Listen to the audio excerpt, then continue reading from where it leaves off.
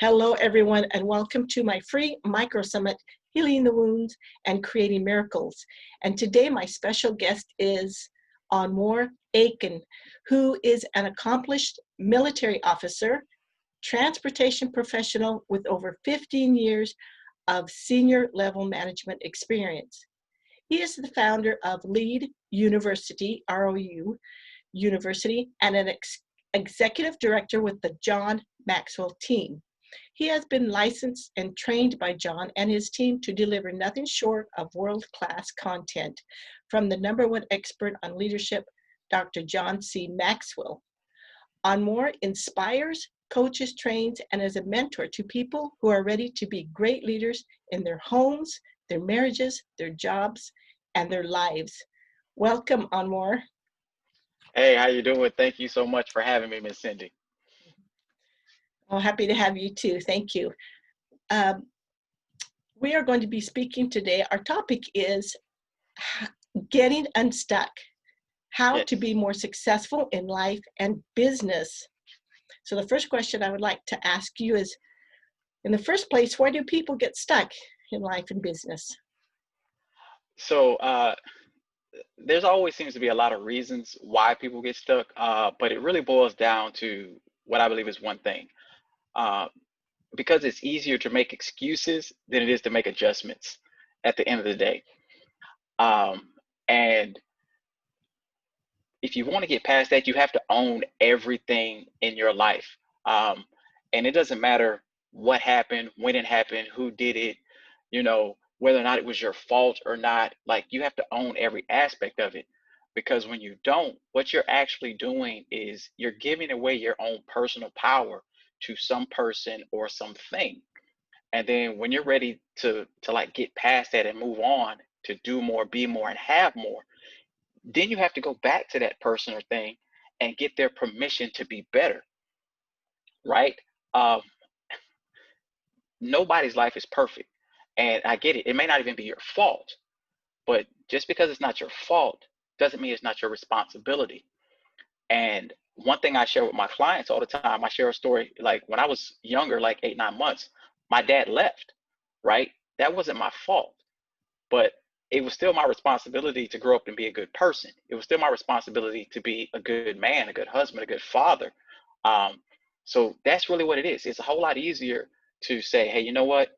I'm gonna put this blame on someone or something instead of taking 100% ownership and accountability of my life myself. Mm-hmm.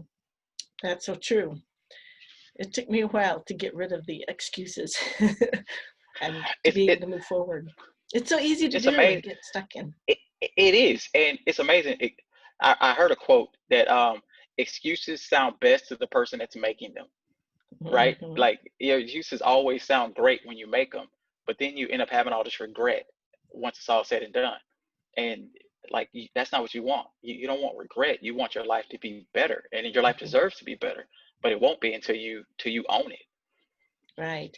And I love your story and how you have owned your story and your life. So feel free to share any of your story, because there's a lot of people that have been in your situation too. And you're a great example. So thank you for sharing that with us. And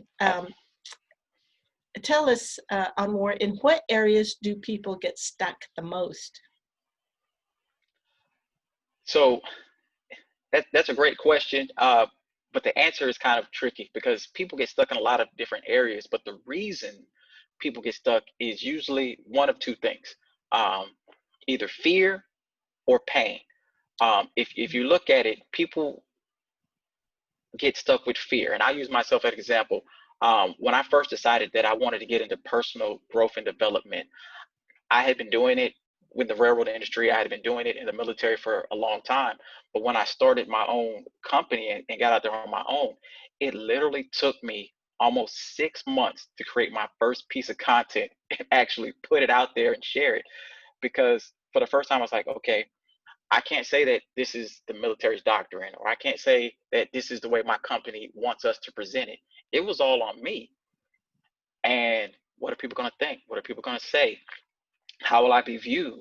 And I had to fight through my own limiting beliefs when I started my own company. Um, and as far as the pain, it's kind of like a scale, and it always costs, right? We know that, like, success, goals, they all cost. But when the pain is greater than the reward, we always give in to the pain. The pain wins every single time. So you have to have a dream, a goal that you want more than the discomfort that you're going to have to go through, or you're going to sacrifice every single time. Right. Yeah. Been there, done that too, where I've outweighed the pain has been greater. And then it got to a point one day I said, no, I've had enough of this pain. I don't want to deal with it anymore. What have I got to do? Like you've been saying, get rid of it. Or, well, there's ways you can get rid of it, but the best thing, like you said, is just step in to the now, keep moving forward, own yourself, own what you do. And everyone really is a gift to the world, and they can share their gifts. It's getting rid of the fear, like you said, the fear and the pain. It is. And we are all capable of so much more than we know or we think and that we even believe. And it's amazing how we think that other people can do so many great and amazing things, but then when it comes to us, well, I can't do this, or well, I would never be able to do that. And it's like, well, why not? You literally can do anything you put your mind to it, but it's all about how you view yourself, right? and Yes. and and so many people view themselves in a negative light, which is really unfortunate, because I've learned people are smarter than they realize, they know more than they realize, they can do more than they ever thought was possible. But for some reason, we believe that that limitations don't apply to other people, but then we apply them to ourselves. Yes. It kind of leads into my next question is, tell us more, or tell us some ways that we can get unstuck. So you have to make a plan, right? Okay. And you have to commit to that plan, but you have to be very strategic in how you make your plan. So, Mhm. and in the free gift, one of the things I talk about is making an intentional growth plan. And so pick one, probably two things at a time that you want to work on and develop. For example, um, I would say work on a skill and then work on something that's kind of like a choice. So a skill would be speaking, right? I was always nervous. I wasn't nervous to speak. I was nervous when the camera came on. Um, Mhm.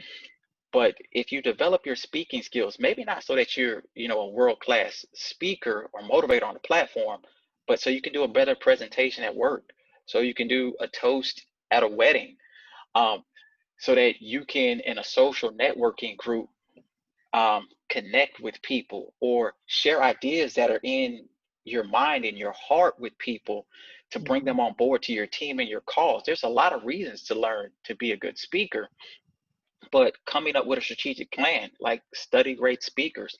What did you like? What didn't you like? What could you add to your arsenal? Uh, and then when it comes to, like, choosing a choice, like attitude, right? Attitude is a Mhm. choice. So you can choose to have a positive attitude, you can choose to have a negative attitude. So find somebody that you know or that you believe has a good attitude. Why do they have good attitude? Do they listen to motivational stuff in the morning? Do they listen to affirmations, meditation, whatever it is? Try different things. Um, but start with a skill and start with a choice, and work on two things till you get really good at it. And you don't have to spend hours, 20 to 30 minutes a day. That compound effect, it adds up very, very quickly.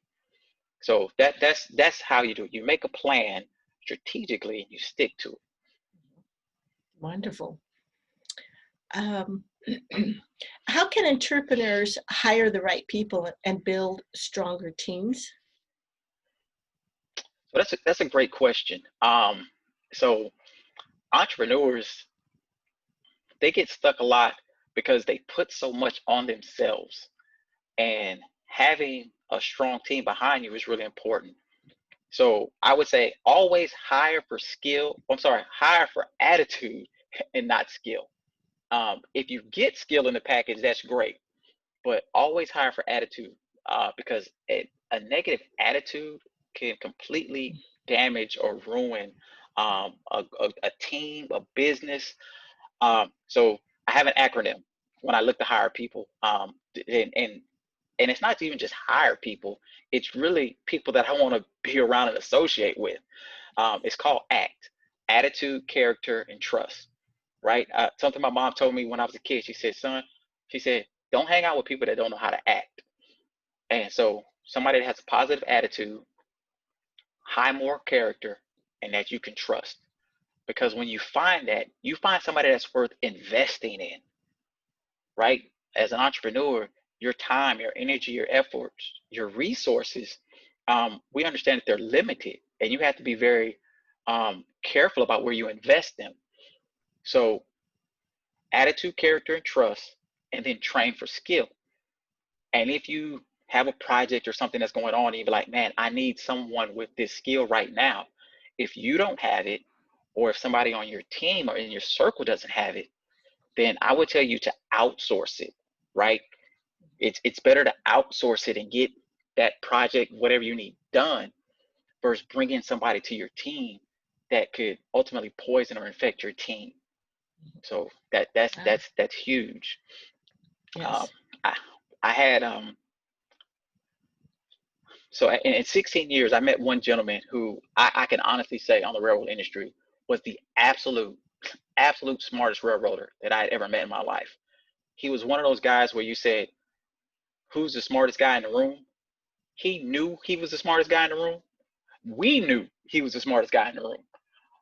The problem was nobody wanted to be in the room with him. Like Wow. you don't want to be that person. Like his railroad IQ and acumen was absolutely unbelievable. Wow. But the way he talked to and treated people, it was like we should be working for you, but we never will. We Right. never will. Um, that's really how important it is. So Yes. yeah. Okay. And what steps can someone take to be more intentional in this new year? So this year I will tell everybody, commit to growth. Commit to a true growth plan. And so one of the questions I ask people a lot is, what is your personal or your professional development budget, right?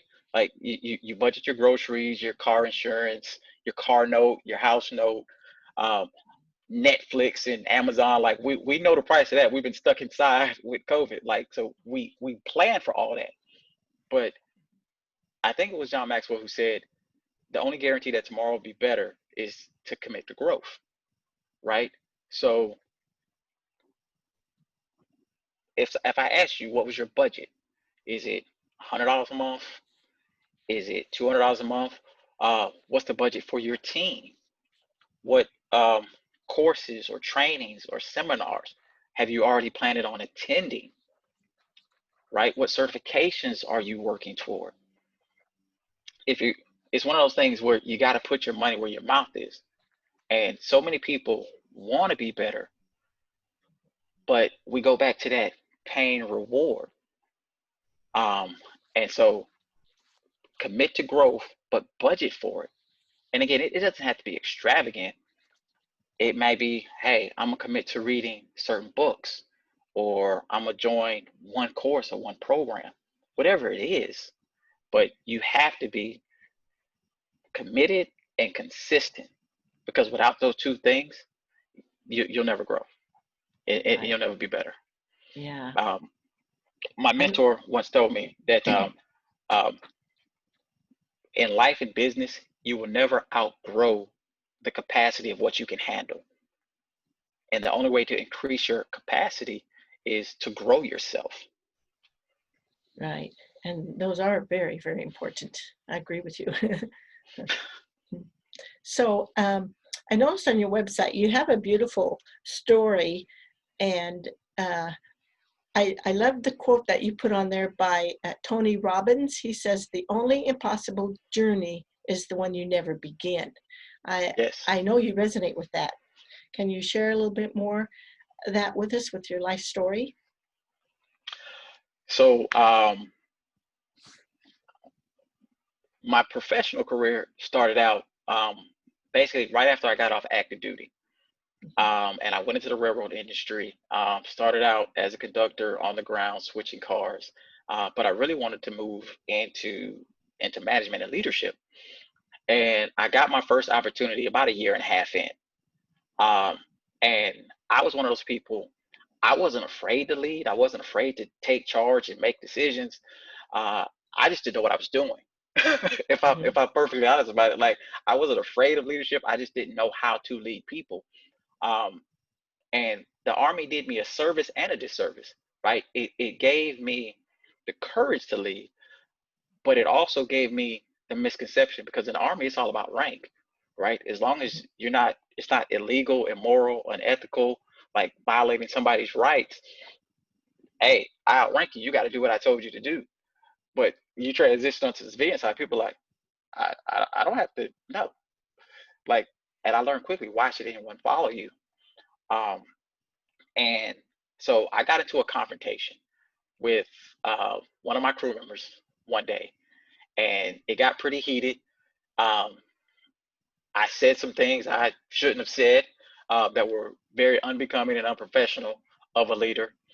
And of course, he called my boss, and I'll never forget my boss when he called me up. He was like, "Hey, young man, what's going on?" I said, "Oh, hey, what's going on, Charles? How's everything going?" He said, "Hey, man, let me ask you a question." I said, "Yeah, what you got?" He said, "Do you want your job?" Uh, yeah, I kind of need my job. He was like, "Are you sure?" He said, "Cause I saw the video." Well, yeah, oops. One of the guys had recorded it and sent it to him. Um, and so he said, "I tell you what," and this was a Monday. He said, "I'm gonna be down there Friday." He said, and he told me to go to the bookstore and buy a book. It was How to Win Friends and Influence People um, by Dale Carnegie. And so he said, Friday when I come down there, if I'm not impressed, you're not employed. So I went to the bookstore, bought the book, went online, found everything I could, and I just basically dumped information into my head. And bright and early at 6 o'clock, he showed up in my office, sat at my desk, kicked his feet up, and said, "Impress me." And I just got to scribbling on a whiteboard and talking for about 20, 30 minutes. I honestly can't even tell you what I said. I don't know if I did a good job or if he just took pity on me because I looked foolish. Like I don't know. But he was like, "Okay, stop. Just sit down. Shut up. Stop." uh, and that day, when the bookstore opened, he took me and he bought me um, John Maxwell's 21 Irrefutable Laws of Leadership. Mhm. And every week for 21 weeks, I had to sit down with him and go through one of those laws. That was the first time I had been exposed to John Maxwell. That was my first time really developing and and understanding what a personal growth plan was and how to implement it.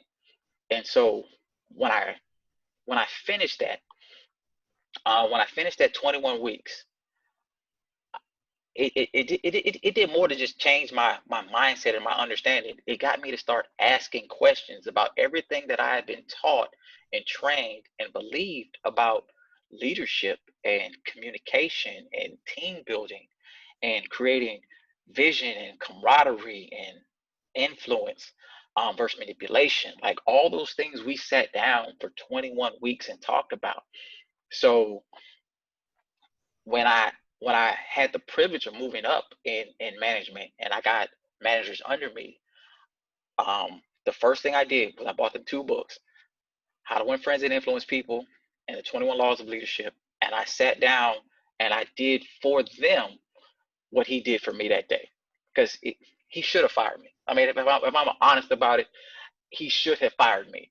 And if it would have been today with social media and Instagram and Facebook and Twitter and it could have went viral, they would fire me.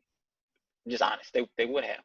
Um, Mhm. but my boss was, he was a leader, right? Yes. Charles was a Mhm, leader. He wasn't mhm. a boss, and he understood that Wow. I can throw him away, or Mhm. I can teach him how to be a leader. And he owned that. Yeah. Well, I'm glad he didn't fire you too. Me too, because I didn't have anywhere to go. Yeah. And see, you owned it, and Yeah, you owned it and kept moving forward. I know a lot of people, they have a hard time at work, and bullying at work. It's wonderful when you have a good boss that supports you. And like you said, it wasn't a boss, he was a leader. So he took the time to knew where you needed to be trained at and have the patience to do that. I love bosses like that. and but you know what? You said something very key.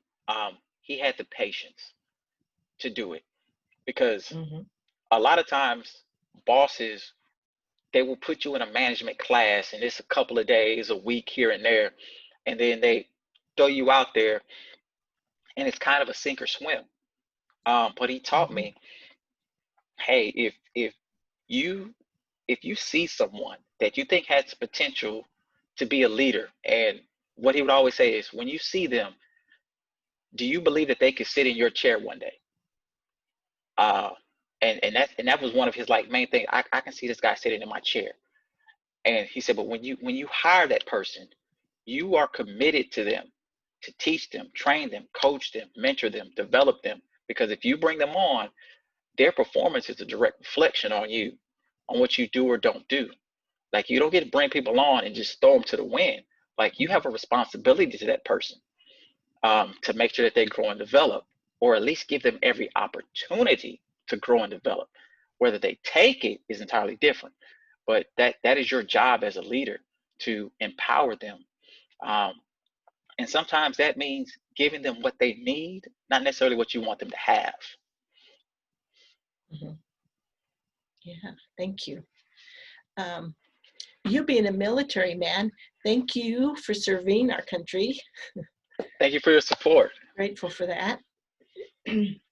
And there are a couple of things. I love what you said about having a commitment to growth. Mhm. Sometimes when we feel like we're ready to give up, we need to remind ourselves we're committed to this. We have a job we love to do, it's our baby. We got to stay committed to the growth. So rather than getting trapped in that self sabotage, can't do this anymore, I'm burnt out, I don't want to do it. Then I remind myself, I'm committed to the growth. I'm committing myself to the people worldwide out there who I can help. I can give Yeah, up on myself, but I don't want to give up on them. I don't want to give up on my family, my children who expect me to be, a better person than self-sabotaging myself. So committed to growth is important. And I love the ACT word that you mentioned with us, the attitude, the character, and the trust. Now I can remember those three words when I just remind myself the word ACT. I'm glad that works for you. Yep. Thank you. And hopefully for That, everybody else too. yes. Well, so being in the military, we love our acronyms, and so that's we have an acronym for everything. I don't know if we should, but we do. Uh, No, that's a good thing to have. I like that. And we could use that in business too. So why not? yeah. Yeah. So on more, you have a free gift for us or for uh, the people who are watching. And Yes. it's an ebook and called Be Intentional Growth Plan. Tell us a little bit more about that free gift, please. So it's not a very long ebook. It's 12 pages and with no fluff. It's really how to develop a personal growth plan for yourself. It's 6 steps, and it also talks about in there, the 8 traps, like the timing trap, the assumption trap, the knowledge trap. Um, there are different traps that we get caught up with. One of them you just mentioned, right, was the kind of like the motivation trap, right? I don't feel like it today, right? But success in personal growth is not about how you feel, right? It's not the right time, right? It's never the right time. We could all say, I got a wife, I got kids, I got a job, I got this, I got that. There's always a reason. Let me correct that. There's always an excuse not to, but the reason you should always outweigh the excuse. Mm-hmm.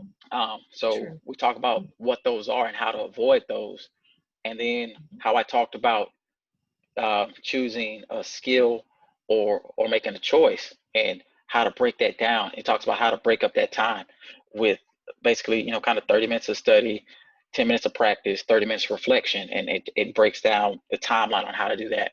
So it's basically a cut and dry. You can make a plan with these 6 steps if you write them out and practice them each and every day. Oh, okay. Beautiful. I downloaded your ebook and I'm going to read it.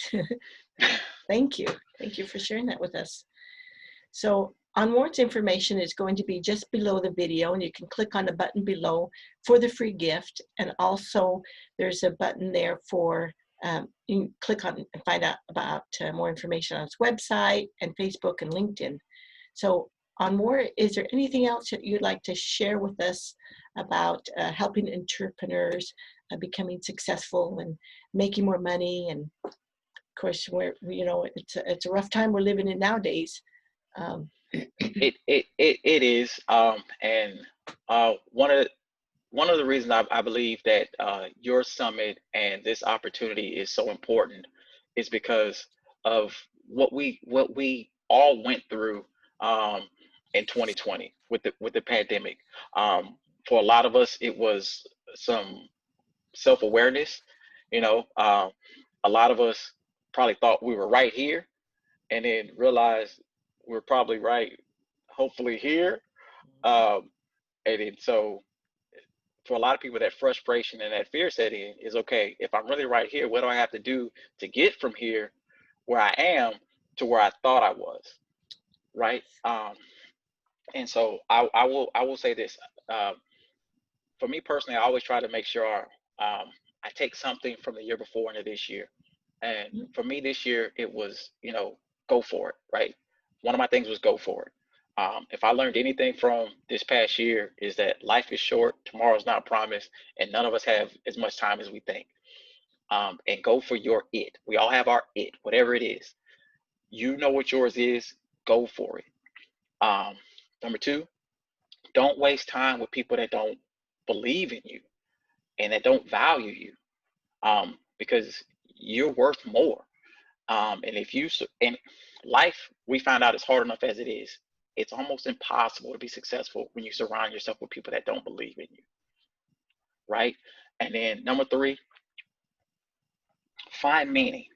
Um, One thing about this year for a lot of people, it was hard to, stay positive, stay motivated, to see the bright side. For some people, there wasn't a bright side. But when you don't have a bright side, find meaning.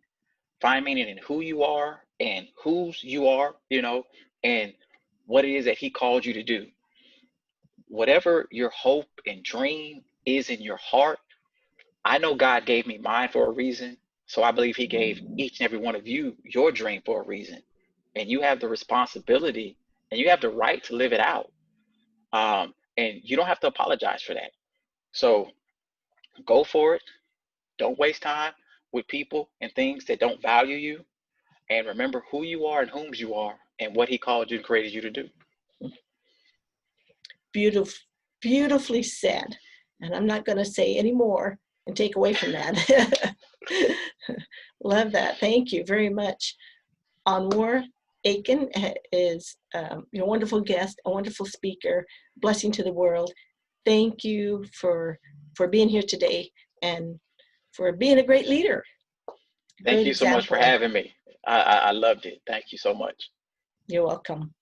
So we'll close for now and hope to see everyone soon. And remember to check out Anwar's information below and get in touch with him. And please let us know about your life and successes too. So where Absolutely. We can help you. Thank you, everybody. Thank you. Bye for now.